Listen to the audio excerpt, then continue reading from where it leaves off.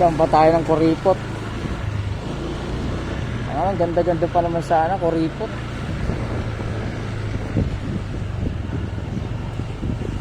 Oh shit. Laki pa ng lugar niya.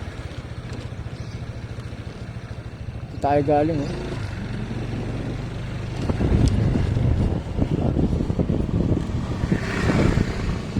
Laki ng subdivision nito. Puta na, pag gabi dito, delikado ka rito eh.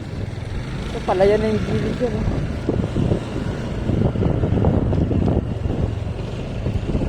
Minsan talaga yung swerte hindi mo masabi.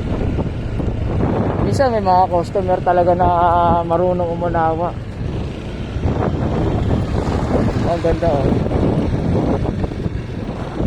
Eh yung customer na nakita natin eh walang pag-unawa.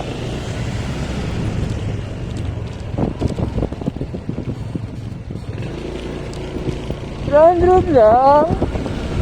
$100 lang kasi sakto eh.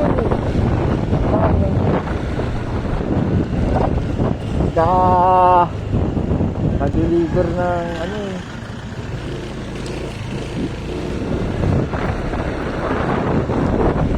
Sige, yun na lang, ganun na lang, sige. Next time, babawi na lang tayo sa iba. Diba? Layo-layo pa nitong ano. Tingnan mo, 200 kilometer, ano? 2 kilometer mahigit yung ano.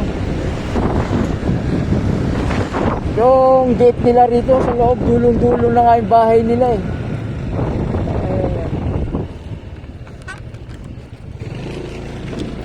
Tapos kahit piso walang dagdag. Nabono pa ako doon sa subdivision na binayaran ko ng 10 piso. Yup. Shout out sa'yo, Lalabog.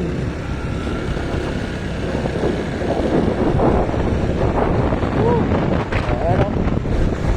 Dulo na naman yan. Nakalagay dyan, dead end.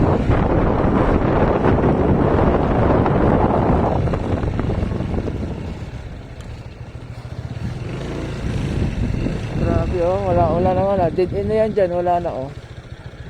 Ayan oh. Do not enter.